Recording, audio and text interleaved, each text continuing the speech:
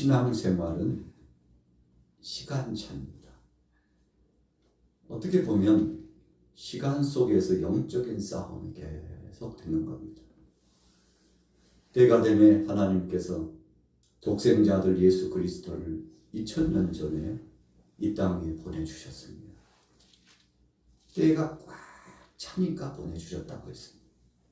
이 성경 문맥상 때가 찼다라고 하는 것은 그 시간이 꽉 차서 마치 여인이 10달 동안 아이를 이 태 속에 몸속에 품고서 아이가 잘 자라도록 했는데 출산일이 가까우면 몸에서 신호를 보냅니다.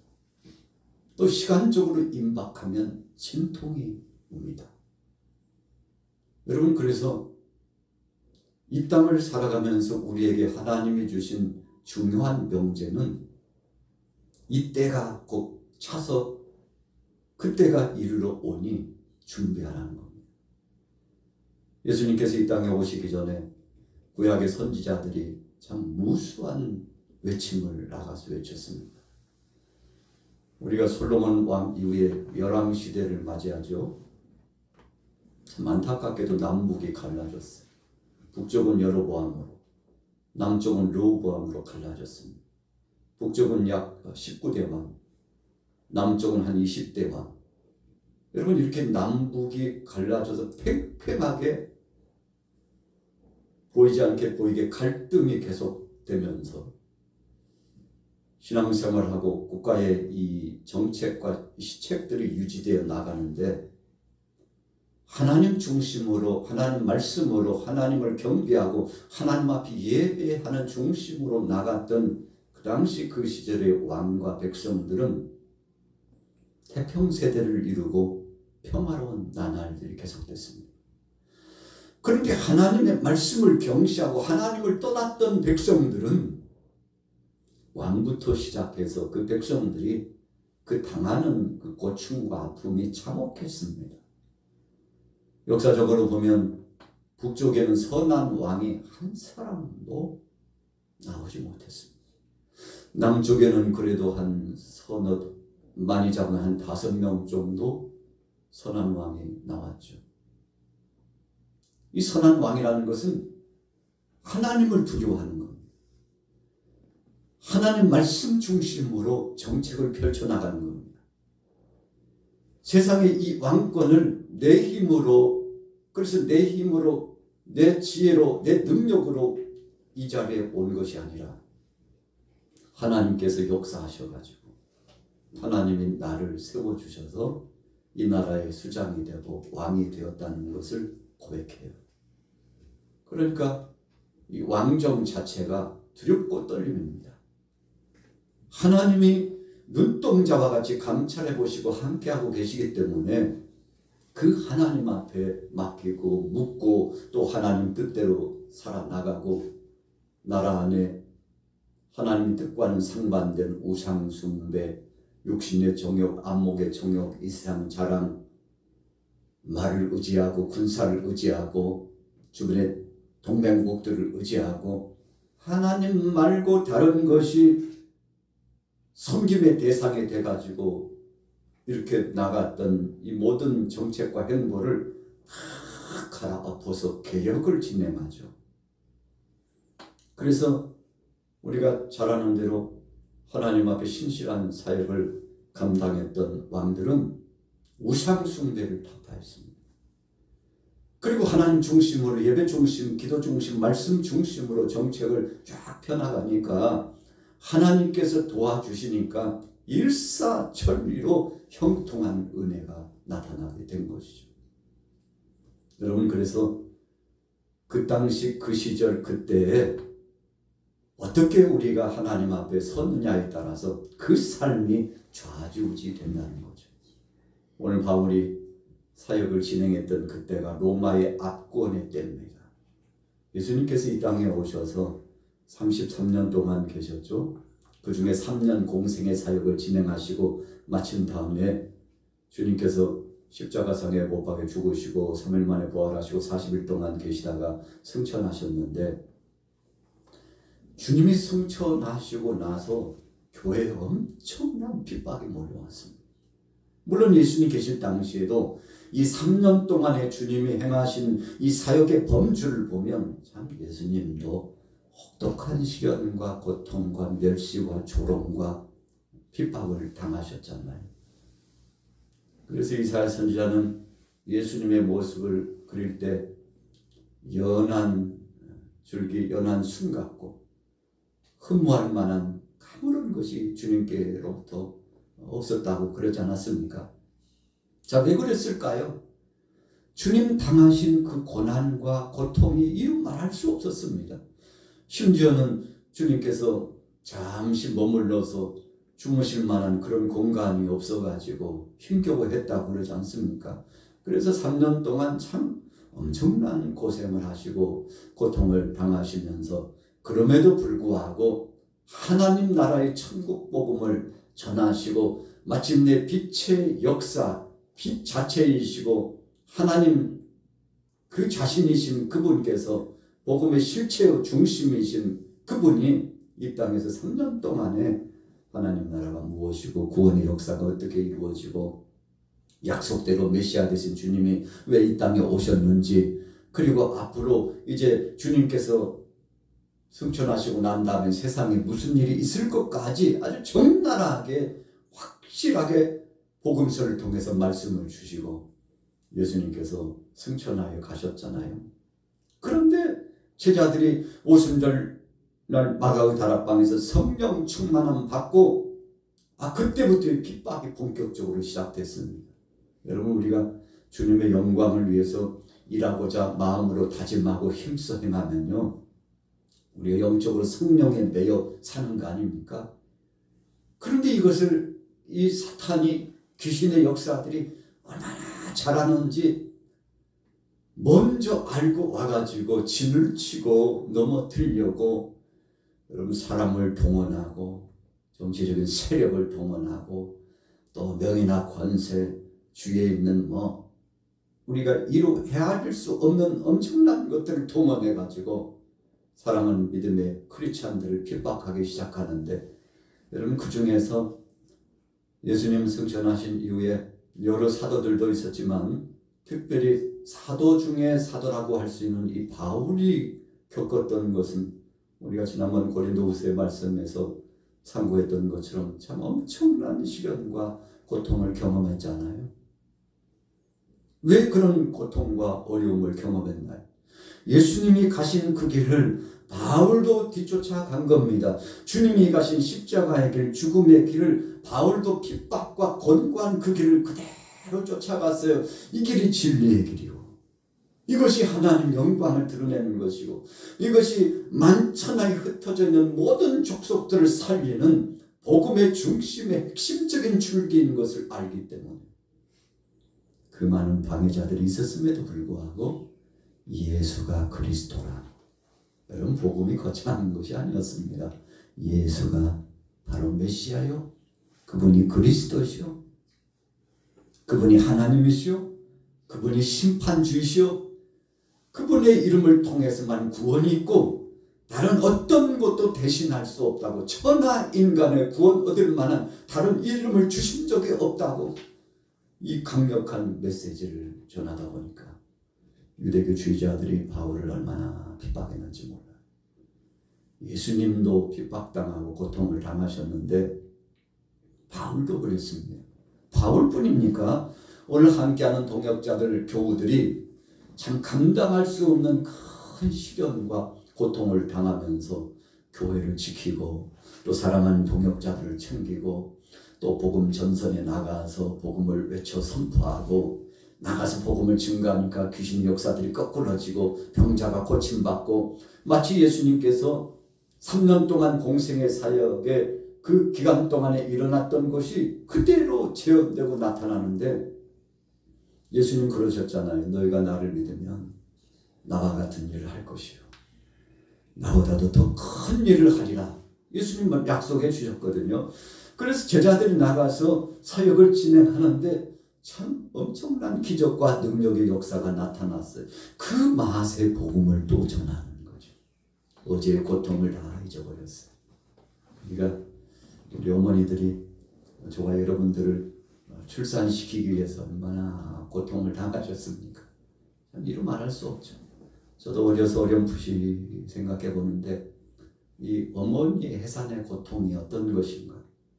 출산 전도 그렇지만 출산의 그 당시 시간 그리고 출산 이후에 그 과정이 얼마나 힘든가를 참 너무나도 우리가 눈으로 목도하면서 보고 또 어른이 되어가지고 즉 간접적으로 또 체험하고 그렇게 되지 않습니까? 여러분 이와 같은 고통스러운 과정의 역사가 진행됐지만 어머니가요, 야 이제는 하나 낳고 말겠다, 둘 낳고 말겠다, 셋 낳고 이제는 다시 안 낳는다고 그러시던 우리 어머니들이 그러고 말으셨나요? 아니에요. 또 넷째를 낳고 다섯째를 낳았어요.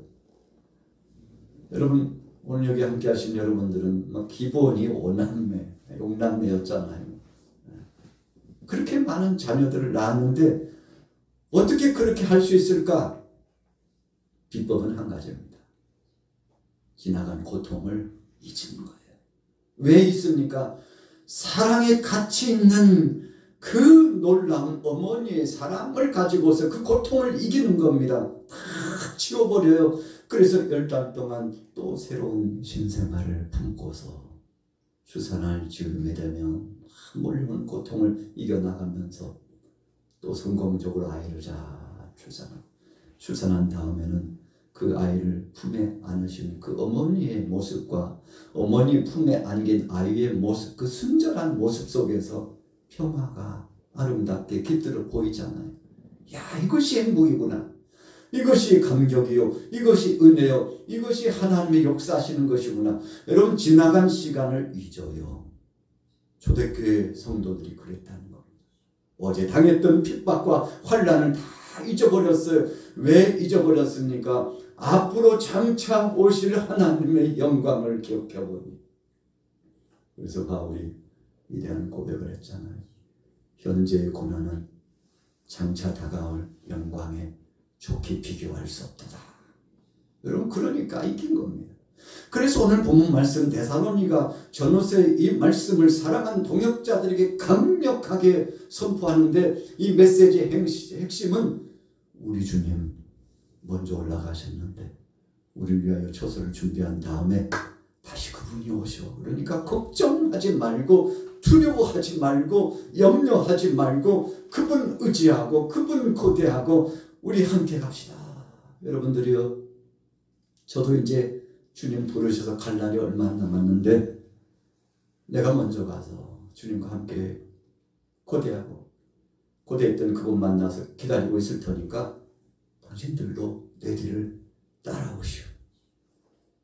우리 선진들이 그 길을 갖고 나도 그곳으로 갑니다. 주님도 먼저 그곳에 가셨어요. 그리고 우리 있을 곳을 준비한다고 분명히 말씀하셨으니 그 약속의 보증은 흔들림이 없고 반드시 이루어지니 세상의 것보다도 장차 주님께로부터 받을 영광과 기쁨과 그 상과 그분의 칭찬과 그분의 이루하심이 이 속에 한 훅하니 들어오는데 여러분 추운 겨울날 요즘 같으면 지금도 좌우측에 이렇게 히터가 켜져 있잖아요. 뭐 히터 저 정도 켜가지고 온기가 오겠어. 그런데 처음 들어왔을 때는 추위가 섬찟하게 확 와요. 저는 강단에서 말씀을 전하다 보면 이 추위가 뒤쪽에서도 확 등 쪽으로 옵니다. 처음에는 그래요. 여러분들도 그러잖아요. 앉아있으면 춥다. 근데 10분 지나고 20분 지나면 나중에는 온화한 온기가 쫙 우리 속에 풍겨져 들어오죠. 어떤 사람은 겉옷을 또 벗고 저는 더운데 여러분 이유가 뭡니까? 그만큼 이 실내 공기층을 따뜻하게 해주는 이 열기가 계속 영향력을 준다는 것입니다. 오늘 바울에게 있어서 하나님의 영광스러운 그 능력과 권능이 그를 담대하게 붙잡았는데 바울 자신도 받은 은혜를 가지고 그냥 침묵하지 않고 여러분들 내가 먼저 체험하고 이제 내가 먼저 주님 앞에 갈 텐데 내 뒤를 따라오시구려 자신 있게 선포할 수 있었어요. 여러분 진리라는 것은 그런 것입니다. 그럴 수도 있고 그러지 않을 수도 있다는 것은 진리가 아닙니다. 진리는 반드시 그렇다고 고백하는 것이 진리입니다. 그래서 오늘 저와 여러분들도 온전한 믿음이 이 속에 잘 심은 나무처럼 잘 박은 모처럼 잘 세우는 기둥처럼 탁하니 이 자리에 중심이 잡히면요 천하없는 어떤 일이 일어나도 눈 하나 깜짝하지 않고 내가 주님을 의지하리 주님 따라가리 주님 내게 상 주시리 면류관 주시리 주의 나라 그 영화로운 나라는 반드시 있으니 아유 이 세상 이제 마무리 짓고 그곳에 가니 내 마음이 왜 이렇게 기쁘고 환희가 넘쳐나니 찬송이 저절로 나오고 희열과 기쁨이 있고 여러분 이렇게 고백되어졌다는 것입니다. 여러분 주님이 강림하실 그때까지 우리가 이 본분을 감당하고 사명을 감당하는 시간은요 정해져 있습니다. 주님이 강림하실 그때까지. 2000년 전에 예수님이 하늘로 승천하시는 것을 봤던 제자들이 구름 사이로 예수님이 올라가시는데 얼마나 놀랐겠습니까? 참 세상에 엘리야가 하늘로 끌어올림을 받고 올라갔다는 이야기를 들었지만 에녹이 죽음을 맛보지 않고 하나님 앞에 부름받아 들림받았다는 이야기를 들었지만 여러분 성경 역사 이래 다시금 그 광경을 눈으로 목도해 봤던 제자들이 얼마나 놀랐겠습니까? 너무 신기해요. 어떻게 저렇게 공중으로 올라가실 수 있을까? 여러분 그러나 그것이 끝이 아니고 주님은 올라가심을 본 그대로 다시 오리라고 하는 확증적인 말씀을 약속으로 주시고 가시는 것이기 때문에 제자들이 훌훌 이제 털어버리고 우리가 계속 이 감람산에만 있으면 안 되지. 가자. 여보시기들 가자고. 우리가 주님의 뒤를 따라가려면 사명을 감당해야지. 우리에게 막중한 시간, 탤런트, 우리에게 인권, 영권, 물권을 더하여 주신 주님이 이 사명 우리에게도 감당하라고 명령하셨으니 가자고. 어디로 가 어디를 가기는 어디가 주님 명령 따라 성령 받기 위해서 기다려야지. 가자고. 어디로 가게? 뭐 어디 있어. 우리가 모일 만한 곳 다락방 가자고. 우리가 늘 모여서 찬송하고 기도하고 주님의 말씀을 받았던 그곳으로 가자고. 은혜 터로 가자고. 기도의 터로 가자고. 말씀의 전당으로 가자고.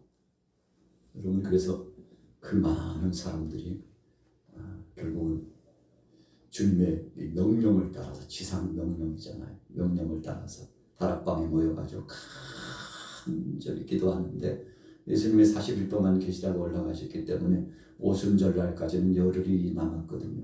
오순절이라고 하는 의미는 축제적인 날이죠. 추수의 기쁨이죠. 그런데 하나님께서 열을 남겨놓고 이 제자들을 120명의 제자들을 주께서 다락방에 모이게 하신 것은 주님의 놀라운 섭리가 그 속에 있었다는 겁니다.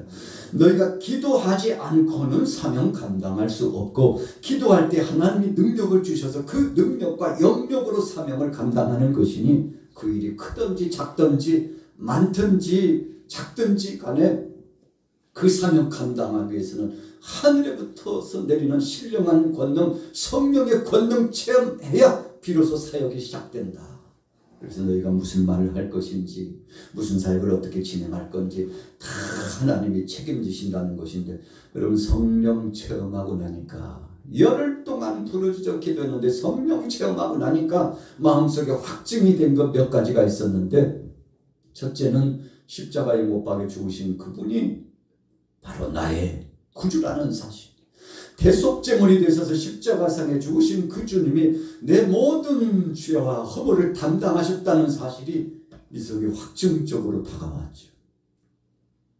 그리고는 두 번째로는 예수님이 부활하신 그 부활이 내게도 영광스럽게 나타나고 역사되리라고 하는 부활의 확증신앙이 잘 박힌 모처럼 확 들어와서 자리매김했죠.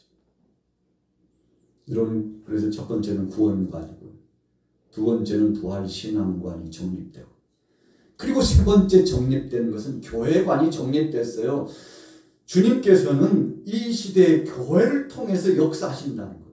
그래서 우리가 성경 역사, 하나님이 구속사역을 진행하신 역사를 쭉 보면 예수님이 오신 시대를 신약의 시대라고 하고, 그리고 그 이후에 승천하시고 난 다음에 주님 오실 때까지를 성령의 시대, 교회의 시대 이렇게 분포하잖아요. 여러분, 그래서 지금 저와 여러분들은 예수님 승천하신 이후 지금까지 교회의 시대, 성령의 시대에 살아가고 있는데, 교회는 예수님께서 그 말씀으로 기초가 되고, 예수님께서 몸이 되시고, 예수님께서 머리가 되시고, 그래서 교회는 예수님 빼면 그 의미 부여가 없다는 것을 제자들이 확증하죠. 여러분, 성령 체험하고 난 다음에도 얼마나 유대교주의자들이 예수님을 부정하게 했습니까? 예수님의 부활을 부정하게 하고요.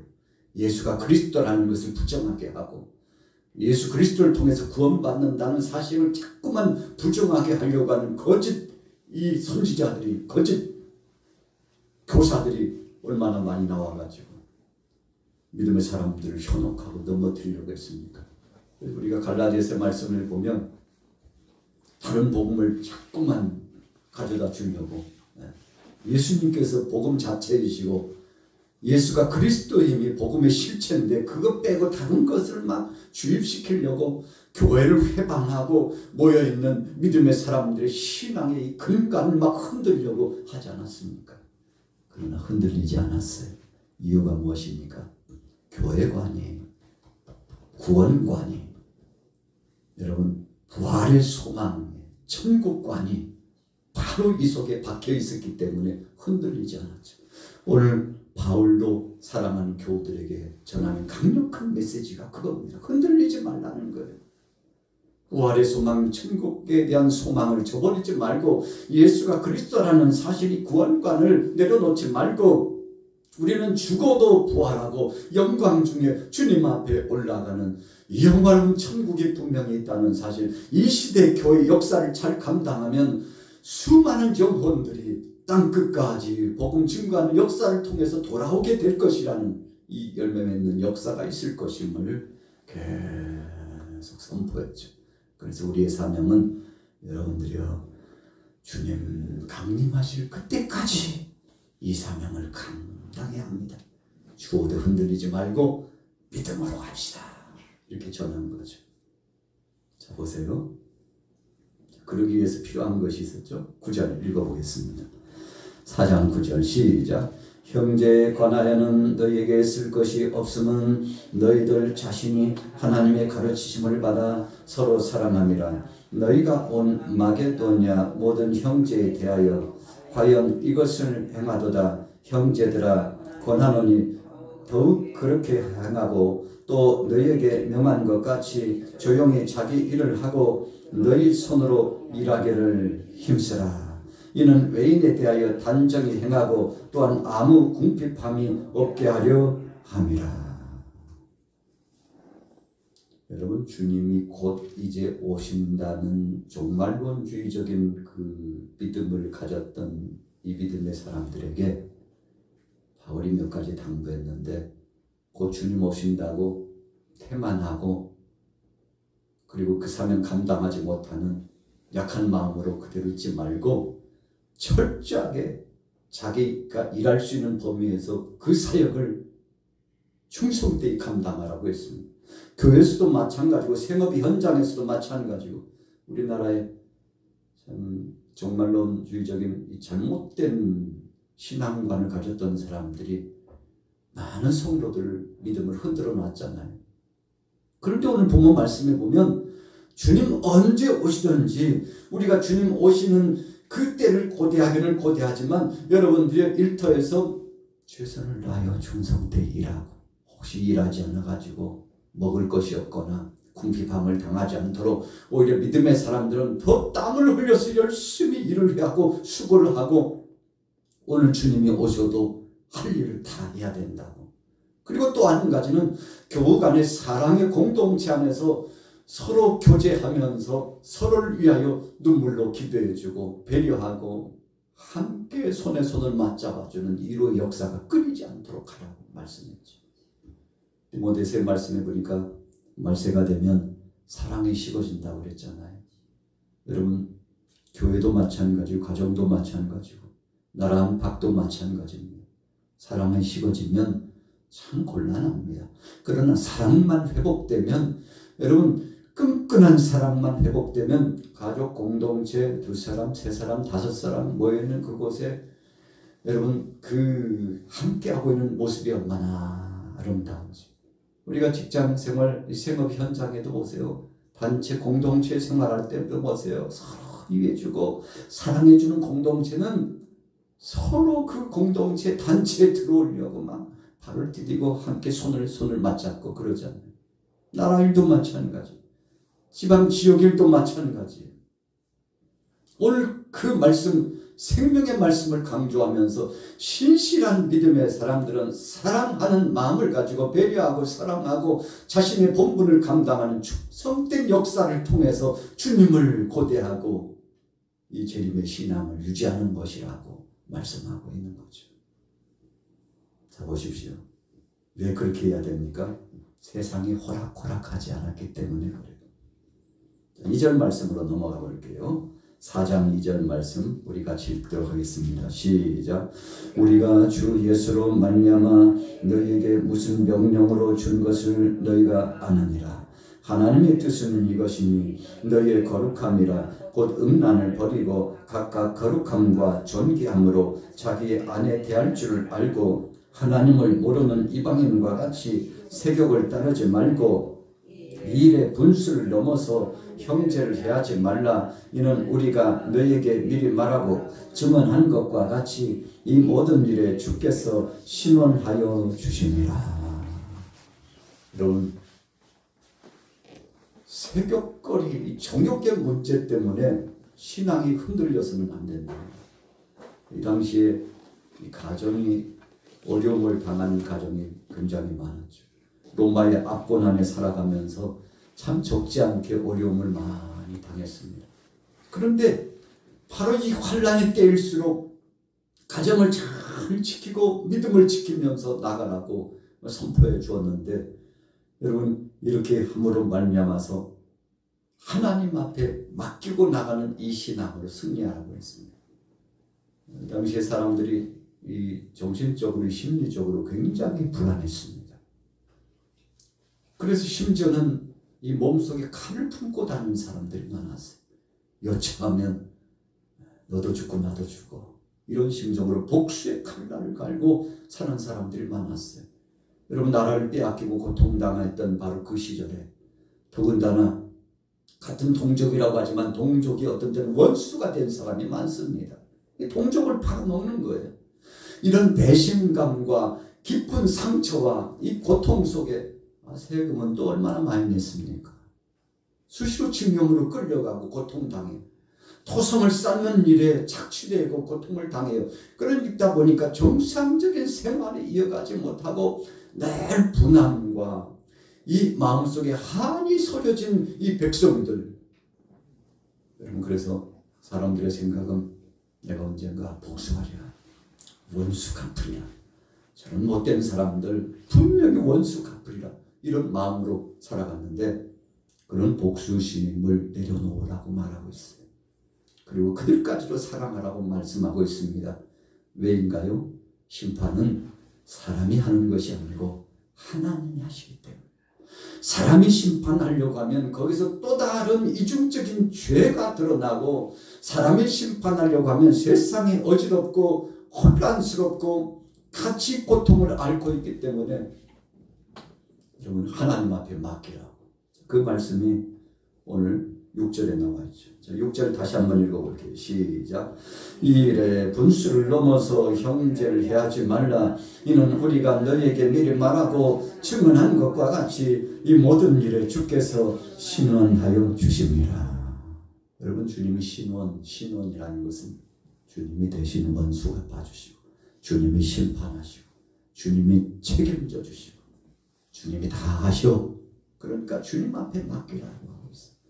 여러분, 우리가 마음속에 분을 품고 살면 어떤 때는 그 분 때문에 견디고 버티고 사는 것 같지만 나중에는 그 분노가 몸의 병으로 찾아오고, 그 분노가 정신적인 분열증을 가져오고, 그 분노가 우울감을 가져오고, 그 분노가 가정의 일상, 생업의 일상 다 깨뜨립니다.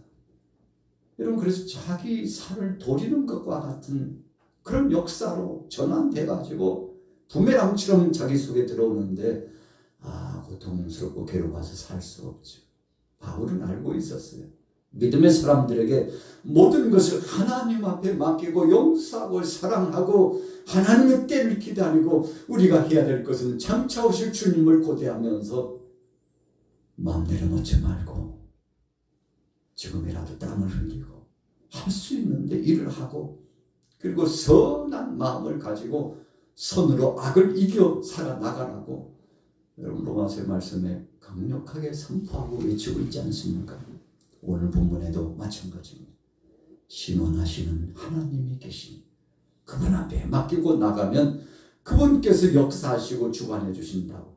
그래서 주님의 재림을 고대하는 성도들은 용서하는 마음, 사랑하는 마음, 충성된 심정, 그리고 또 더 나아가서 생명의 복음을 증거하는 전도자로서의 사명을 중단하지 말고 감당하라고 했는데, 여러분 오늘 저녁에 참여하신 여러분들 올 한 해를 이제 점점 마무리 지으면서 주님이 주신 아주 중요한 삶의 지표요, 명제가 오늘 본문 말씀인 것을 기억하면서 여러분들의 생업의 현장, 삶 속에 주님 앞에 맡김으로, 주님이 역사하심으로 윤택하고 복된 역사가 되시기를 예수님의 이름으로 축원합니다.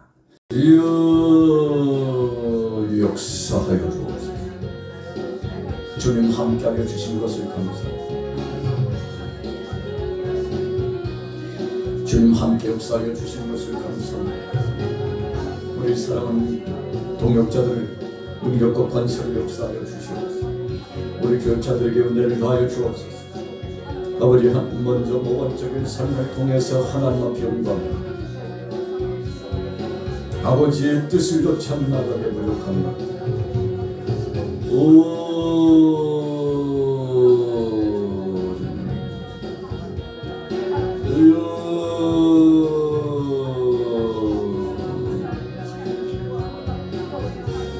주님 인도하여, 주님 인도하여, 주님 인도하여, 주님 역사하여 주옵소서.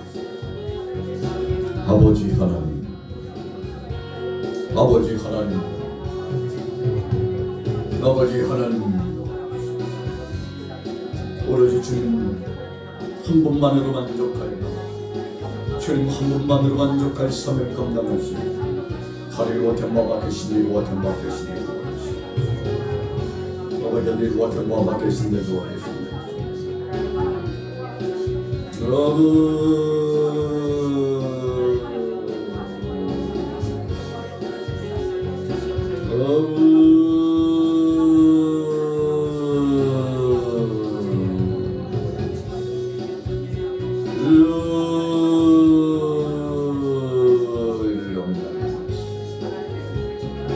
이 사명 감당할 수, 이 사명 감당할 수, 이 사명 감당할 수, 주님 역사하여 주옵소서. 주님 역사하여 주옵소서. 주님 역사하여 주옵소서. 아버지 하나님, 복음 들고 나가는 복음의 기수들입니다. 세계 속에 복음을 들고 나가는 사랑하는 동역자들 있습니다. 주님 은혜와 능력으로 역사하여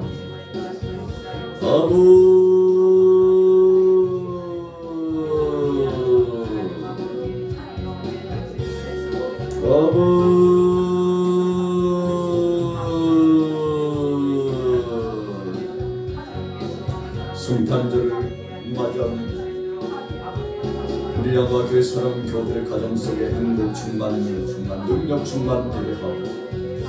2024년도 성탄을 맞이하여 가정가정마다 평화가 깃들어져 가정가정마다 치유의 역사가 나타나 너들의 심령마다 신바람 나는 변화를 경험할 수 있도록 우리 주님 함께 역사하여 주시기를 원합니다. 이는 힘으로 되지 않냐고 눈으로 되지 않냐고 오직 나의 힘으로 된다고 말씀하시는 주님, 성령으로 역사하여 주신 주님, 사랑하는 우리 동역자들 믿음의 권속들에게 은혜와 능력을 더하여 주셔서 이 막중한 사명 감당해 나갈 수 이 막중한 사명 감당해 나갈 수 이 막중한 사명을 감당해 나갈 수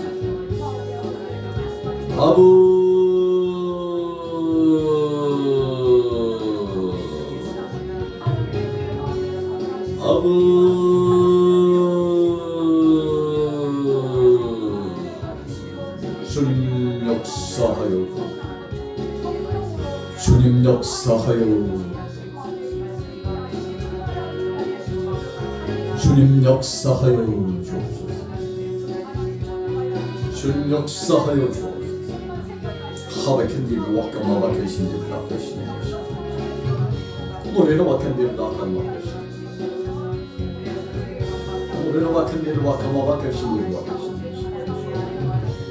소라로 와켄디를 와하마마 계신디를 낚으시네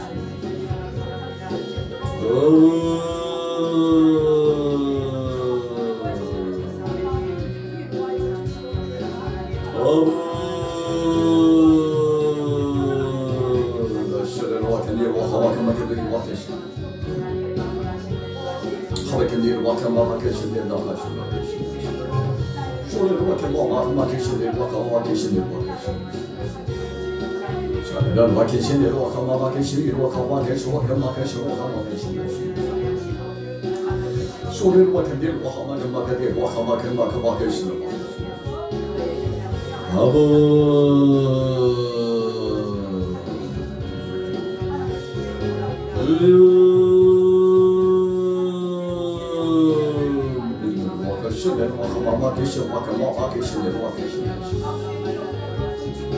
아버지 하나님, 무엇보다도 사랑하는 동역자들 저들을 기억하여 주옵소서. 저들을 기억하여 주옵소서. 믿음의 주영전 가신 예수 그리스도를 쫓아나갈 수 성령으로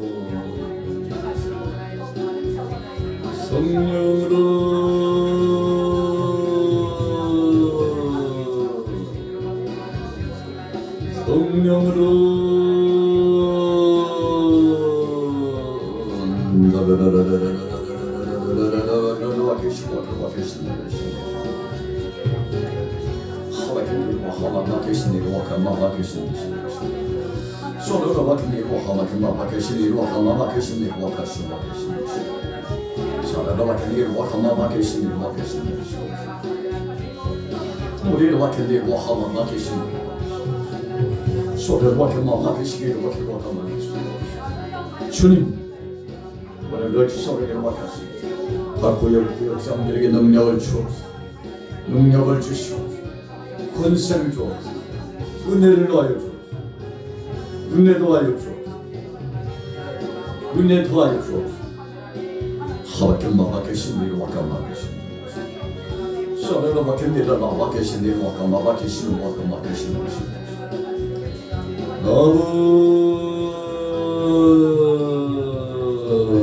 나도 와켄마마 계신데 와카마 계신 와케로라 계신데 와케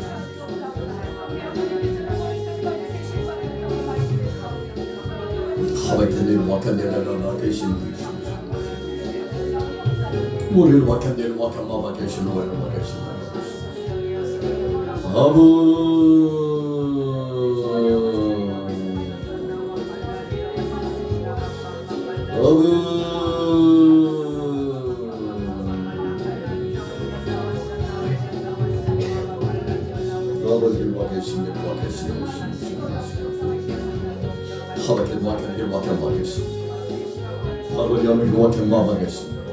우리 대한민국을 기억하옵소서. 하나님 주의 능력과 권세로 지배하여 주시고 모든 일 맡은 종들을 복 주시옵소서. 저들에게 지혜를 허락하여 주옵소서. 능력으로 역사하여 주옵소서. 능력으로 역사하여 주옵소서. 아버지 하나님 대통령의 지혜와 총명을 주시고 하나님을 두려워하는 자, 백성을 섬기는 자를 주님 능력의 권세와 지혜와 총명을 더하여 주시고 다윗과 같은 권세를 주시고 내려주옵소서. 국무위원들과 국회의원들에게도 하나님 주님 능력과 권세를 주셔서 서로 직면의 평화의 역사가 서로 사랑하기도 하고 협력하고 공조해 나갈 수 있도록 하나 될 수 있도록 성령님 하나 될 수 있도록 역사하여 주옵소서. 우리 한국교회와 같이 교회를 기억하시고 세계 속에 파송받은 선교사들에게 능력을 주셔서 복음 증거 사명 감당할 수 있도록 복음 증거 사명을 감당할 수 있도록 주의 능력을 더하여 주옵소서. 성령으로